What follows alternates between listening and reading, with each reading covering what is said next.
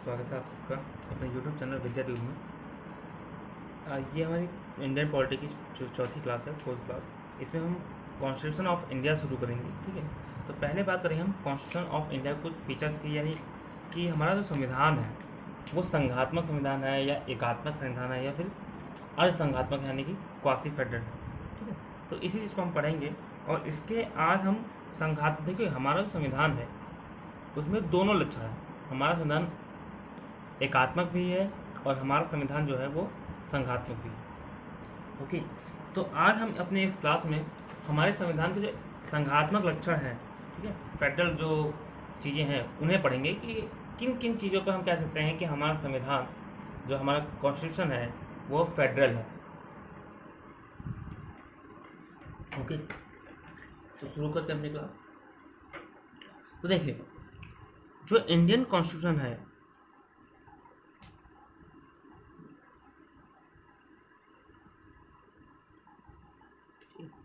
अगर इसे मूल रूप से देखें, ठीक है, जैसे बनाया गया तो ये कैसा है, एक फेडरल कॉन्स्टिट्यूशन है।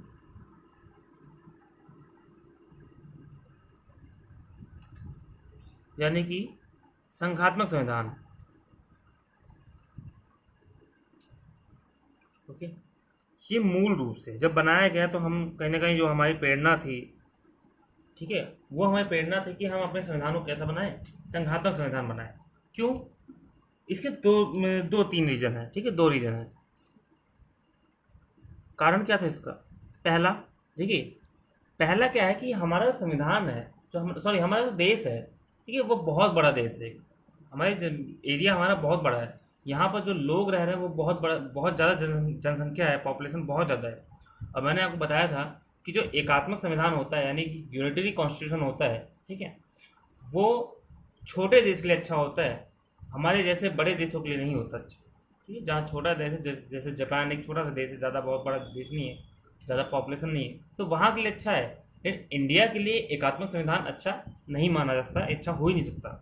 ठीक है, पहला कारण है क्योंकि हमारा क्या है, लार्ज एरिया है और हमारा पॉपुलेशन बहुत ज़्यादा है, ठीक है, जनसंख्या बहुत ज़्यादा है। इसी वजह से कहीं ना कहीं हमने अपने संविधान को कैसा रखा है, संघात्मक रखा है। ओके, दूसरा क्या है? दूसरा है कि हम जो संघीय प्रणाली है, ठीक है, फेडरल सिस्टम है, उससे काफ़ी ज़्यादा निकटता रखते हैं हम। ठीक है, हम बहुत ज़्यादा नज़दीकी रखते हैं, क्या फैमिलियर है हम किससे, संघीय प्रणाली से, यानी फेडरल सिस्टम से। आज से नहीं, हमारे पुराने समय से अगर इतिहास में भी चले जाए ना, तो हमारा जो गवर्निंग होती थी हमारे इंडिया में, ठीक है, इतिहास में आप पढ़ते हैं कि जो गवर्निंग होती थी, जो शासन होता था, वो केंद्र, फिर राज्य, फिर जिला के लेवल पे होता था, है ना, पुराने ज़माने से ही। तो कहीं ना कहीं हम जो इस जो फेडरल सिस्टम से काफ़ी ज़्यादा नज़दीकी रही है हमारी पुराने समय से ही। आप दिल्ली सल्तनत देख लीजिए, आप मुगल एम्पायर देख लीजिए। मुगल एम्पायर में क्या होता था, वो लोग पूरे क्या कहते हैं, पहले सेंट्रल लेवल पर सरकार होती थी, फिर उसमें मनसब बटे होते थे, ठीक है, वो सब शासन करते थे। तो ये सारी चीज़ें काफ़ी हिस्ट्री में पढ़ते हैं।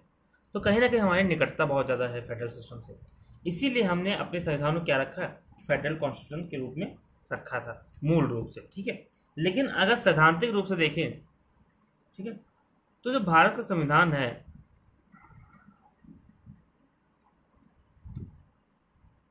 देखिए, फेडरल में क्या होता है, फेडरल कॉन्स्टिट्यूशन जब मैंने वो पढ़ाया था इससे पहले, तो याद करिए आपको, मैंने कहा था उसमें स्टेट ज़्यादा पावरफुल होती है। ठीक है, फेडरल में कौन होता है पावरफुल? स्टेट, यानी राज्य सरकारें ज़्यादा पावरफुल होती हैं और केंद्र सरकार कम होती है। लेकिन हमारे इंडिया के केस में क्या है, हम फेडरल कॉन्स्टिट्यूशन तो है हमारे पास, लेकिन हमारे यहाँ सेंटर ज़्यादा पावरफुल है। ठीक है, हमारे यहाँ स्टेट को थोड़ा कम पावर दी गई है, लेकिन सेंटर को ज़्यादा पावर दी गई है। तो हमारा संघीय संविधान है वो क्या है, एक मजबूत संघ की व्यवस्था करता है। तो ओवर फेडरल कॉन्स्टिट्यूशन क्या करता है, व्यवस्था करता है किसकी, एक मजबूत यानी कि स्ट्रॉन्ग सेंटर की व्यवस्था करता है। ओके, हमारा जो संविधान है वो क्या करता है, एक मजबूत संघ की व्यवस्था करता है, एक मजबूत केंद्र सरकार की व्यवस्था करता है। अब हमारे इंडिया में देखिए, हमारे इंडिया में क्या है, राज्य सरकारें कम पावरफुल तो है, लेकिन अगर कंपेयर करें सेंट्रल गवर्नमेंट से तो उससे थोड़ा सा कम पावरफुल है। ओके, और हमारे संविधान में फेडरल एंड यूनिटरी दोनों के लक्षण,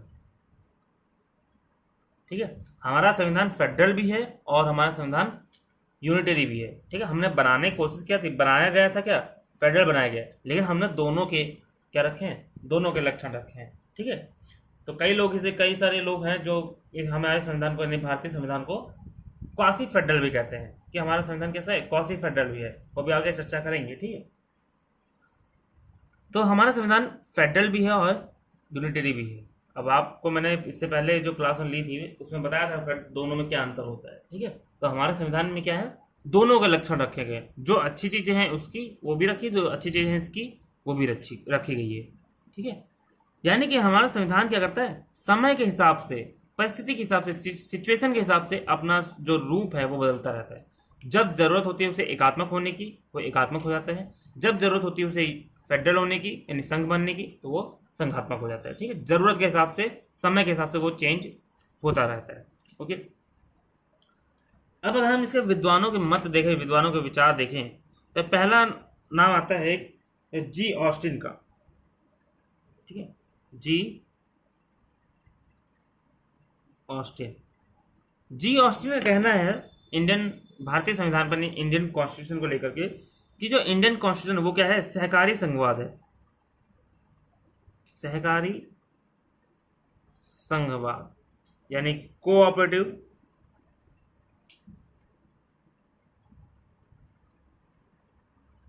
फेडरलिज्म, ठीक है। तो जी ऑस्टिन का कहना है कि जो भारत का संविधान है वो क्या है, सहकारी संघवाद है। नहीं, भारत में प्योर संघात्मक नहीं है या प्योर यूनिटी नहीं है, हम क्या है, सहकारी यानी कोऑपरेटिव फेडरलिज्म है। यानी कि हमारे जो इंडिया है वहां पर सेंटर और स्टेट दोनों एक दूसरे क्या करेंगे, कोऑपरेट करेंगे, नहीं सहयोग करेंगे। ओके, उसके बाद अगर देखें हम प्रोफेसर केसी वियर की, प्रोफेसर केसी वियर की, ठीक है। तो इन्होंने इंडिया के कॉन्स्टिट्यूशन को कहा है क्वासी फेडरल, क्या कहा है, क्वासी फेडरल यानी कि अर्ध संघात्मक, ठीक है। तो प्रोफेसर केसी वियर ने जो इंडियन कॉन्स्टिट्यूशन कहा है वो क्या कहा है कि भारत का संविधान क्या है, एक क्वासी फेडरल यानी अर्ध संघात्मक है। ओके, और एक लोग और आते हैं इसमें, एक व्यक्ति हैं विद्वान जिनका नाम है सर आइवर जेनिंग्स, ठीक है, सर आइवर जेनिंग्स, ठीक है। इन्होंने कहा है कि इंडिया का जो कॉन्स्टिट्यूशन है वो क्या कहते हैं, केंद्रीकरण के साथ संघ बनाता है, ठीक है। यानी कि यूनियन विद सेंट्रलाइजेशन, यानी केंद्रीकरण के साथ संघ है, ठीक है। हम संघ तो है, लेकिन हमारे संघ में क्या, देखिए संघ में क्या होता है, स्टेट पावरफुल होती है, सारी चीजें स्टेट करती है, लेकिन सेंटर कम पावरफुल होती है, ठीक है। लेकिन हमारे वहां क्या है, हम संघ तो है, हम ग्रुप ऑफ स्टेट तो हैं, लेकिन हमारे वहां क्या है, सेंट्रलाइजेशन किया गया है, हमारे वहां क्या किया गया है, केंद्रीकरण किया गया है, ठीक है। ज्यादातर पावर किसके पास रखी गई है, सेंटर के पास। क्यों रखी गई, ताकि हमारा जो देश है वो मजबूत रहे, ठीक है। तो अब बात करते हैं हम इसके फीचर्स की,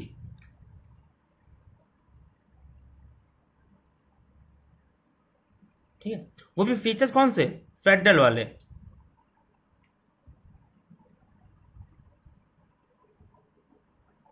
तो देखिए हमारे संविधान जो है, इंडियन कॉन्स्टिट्यूशन, भारत के संविधान में आपको दोनों के लक्षण मिल रहे हैं, एकात्मक भी और संघात्मक भी। ओके, तो एकात्मक लक्षण भी पढ़ेंगे हम, ठीक है, इसके बाद क्लास में। और इस क्लास में हम पढ़ेंगे क्या, संघात्मक यानी कि फेडरल फीचर्स, कि हमारे वहाँ कौन कौन सी चीजें हैं जो फेडरलिज्म को दिखाता है कि हमारा संविधान क्या है, एक संघात्मक संविधान है। तो वो कौन कौन सी चीजें हैं, ठीक है। तो पहला पढ़ते हैं हम इसमें ठीक है, वो क्या है हमारा डुअल गवर्नमेंट। ओके,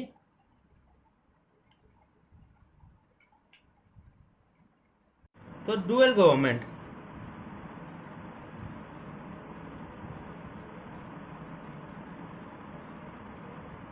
यानी द्वैध शासन, द्वैध सरकार।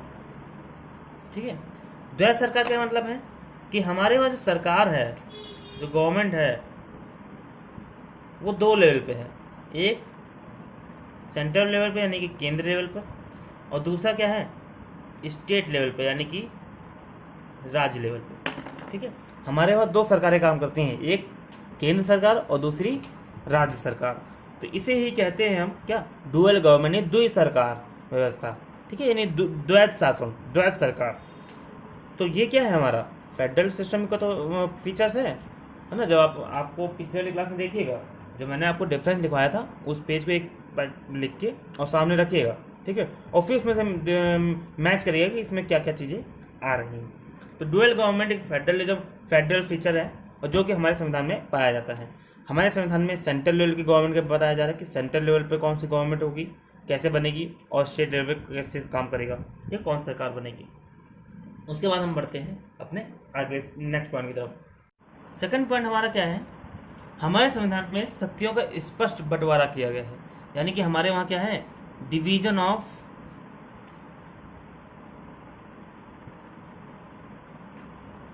पावर्स, यानी शक्तियों का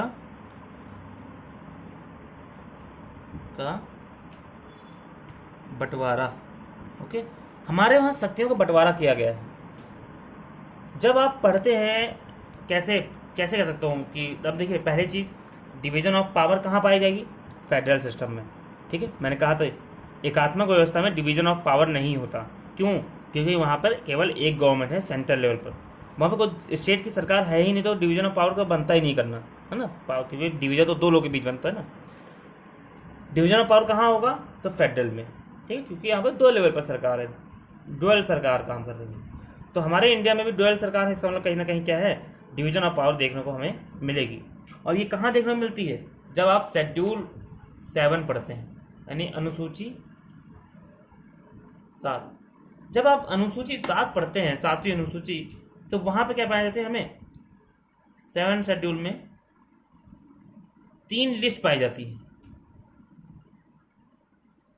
पहला, दूसरा और तीसरा। पहला क्या हमारा, यूनियन लिस्ट यानी केंद्र सूची। दूसरा क्या क्या हमारा, स्टेट लिस्ट। और तीसरा क्या है, कॉन्करेंट लिस्ट। ठीक है, यानी कि समवर्ती सूची, ये राज्य सूची, और ये हमारा केंद्र सूची। ठीक है, 7वीं अनुसूची में 7 शेड्यूल में हमारे वहाँ 3 सूचियाँ बांटी गई हैं। और देखिए हमारे वहाँ क्या है, सेंट्रल लेवल पे गवर्नमेंट है, स्टेट लेवल पे गवर्नमेंट है, 2 लेवल पे गवर्नमेंट है। अब कुछ पावर से कर रही हैं, डिवाइड कर रहे हैं हम कि सेंट्रल क्या क्या काम कर सकती है और स्टेट क्या क्या काम कर सकती है। अगर डिवाइड नहीं करेंगे तो क्या होगा, दोनों में लड़ाई हो सकती है। ठीक है, तो दोनों को लड़ाई ना हो, दोनों के बीच में कॉन्फ्लिक्ट ना हो। कॉन्फ्लिक्ट होना बनता है क्योंकि वहाँ फेडरल है। जब मैं आपको संघात्मक संविधान पढ़ा रहा था तो मैं बताया था, ठीक है, उसकी कमियों में यहाँ पे क्या हो सकता है, फेडरल में दोनों के बीच विवाद बहुत होता है। ठीक है, तो विवाद ना हो इसलिए हम क्या करते हैं, इन दोनों के बीच में शक्तियों को बांट देते हैं, पावर्स का डिवीजन कर देते हैं। और पावर का डिवीजन कैसे, लिखित तौर पर एक जगह लिख देते हैं अपने संविधान में। ठीक है, तो इंडियन संविधान में जहाँ पर पावर को डिवाइड किया गया है दोनों के बीच, सेंटर और स्टेट के बीच, तो वह कहाँ लिखा गया है, हमारा 7 शेड्यूल में। ठीक है, भारत के संविधान में 7वीं अनुसूची है उसमें लिखा गया है। अभी अनुसूची कितनी है, क्या है, ये मैं आपको अगले क्लास में बताऊंगा, आगे क्लास में। ठीक है, जो मैं फैक्ट के बारे में बताऊंगा। तो यूनियन लिस्ट, इसमें 7 शेड्यूल में 3 लिस्ट हैं, यूनियन, स्टेट और कॉन्करेंट लिस्ट। यूनियन लिस्ट आपने 11th क्लास में पढ़ा होगा कि केंद्र सूची में जो भी सब्जेक्ट आते हैं, जो भी चीज़ें आती हैं, उनके ऊपर जो कानून बनाने का अधिकार है वो कौन बनाता है, केंद्र सरकार, सेंट्रल गवर्नमेंट। ठीक है, सेंट्रल गवर्नमेंट इन चीज़ों के ऊपर जो भी चीज़ें यहाँ पे लिखी होंगी, ABCD जो भी चीज़ें, उन पर कौन बनाएगा, सेंट्रल गवर्नमेंट। ठीक है, पहले ये जो विषय थे 97 सब्जेक्ट थे, 97 चीज़ें यहाँ पे लिखी थी। लेकिन अब इन्हें बढ़ा कर क्या कर दिया गया है, 100 चीज़ें कर दिया गया है, यानी 100 सब्जेक्ट्स में कर दी। ठीक है, स्टेट लिस्ट में से पहले 66 चीज़ें लिखी थी, अब यहाँ पर क्या कर दिया गया, 61 कर दिया, यानी घटा दिया गया है। ठीक है, और कॉन्करेंट लिस्ट में पहले 47 विषय थे, 47 सब्जेक्ट थे। ठीक है, अब इससे बढ़ाकर क्या कर देंगे, 52 सब्जेक्ट कर देंगे।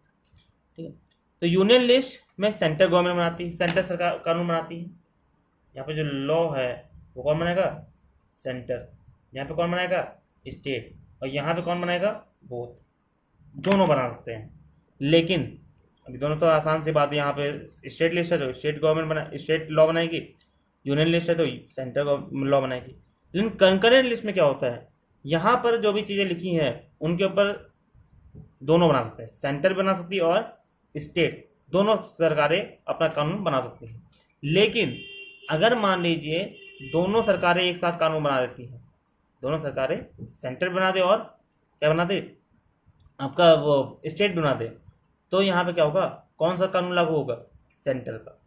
ठीक है, तो यहाँ पे कौन सा कानून लागू होगा, सेंटर का, यानी कि केंद्र सरकार का कानून लागू होगा।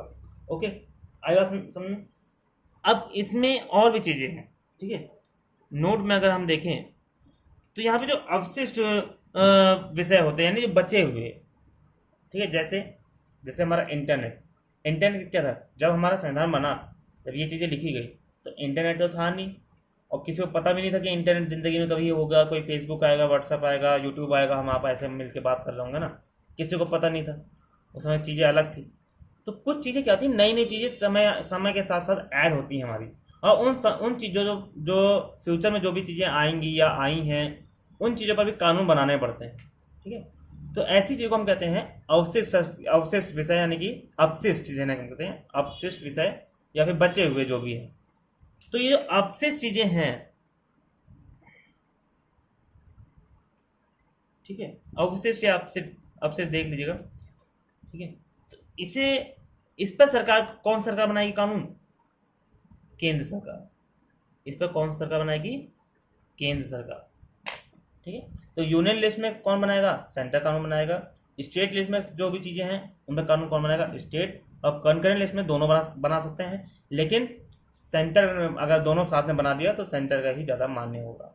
और जो अवशिष्ट चीज़ें हैं या अवशिष्ट चीज़ें हैं उन पर कौन कानून बनाएगा, सेंट्रल गवर्नमेंट। यानी इंटरनेट आया तो इंटरनेट पर कौन कानून बनाएगा, सेंट्रल गवर्नमेंट। मान लीजिए कल को कोई रोबोटिक्स आ जाता है या एआई फीचर का कोई चीज़ आ जाता है, ठीक है, जो सबके लिए कंपलसरी हो जाए, जैसे आज हमारे लिए इंटरनेट या फेसबुक हो रखा है।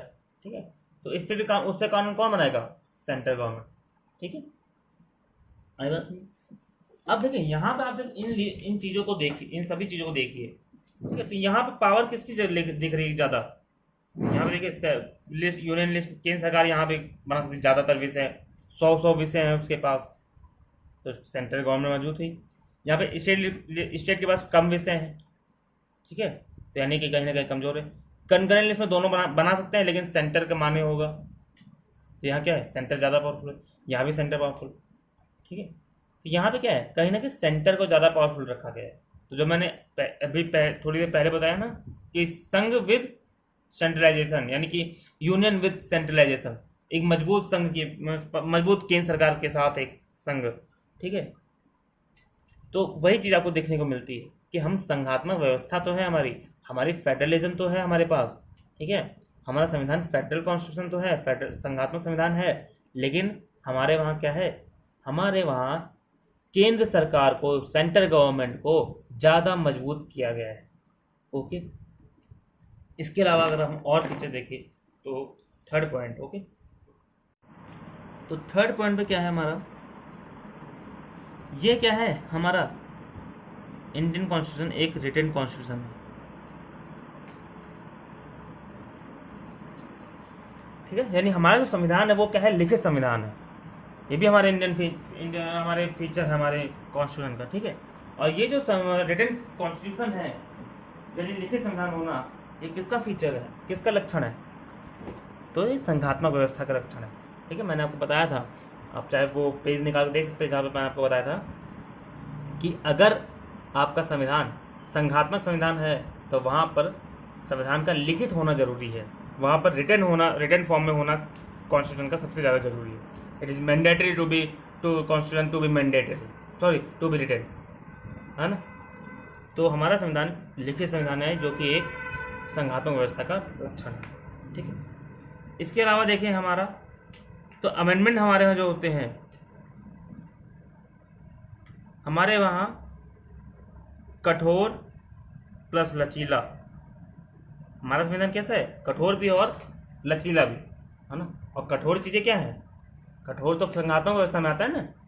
आपको संघात्मक व्यवस्था में आपका संविधान कठोर भी हो सकता है, आपका संविधान लचीला भी हो सकता है, आपका संविधान फ्लेक्सिबल भी हो सकता है, सॉरी मिक्स भी हो सकता है।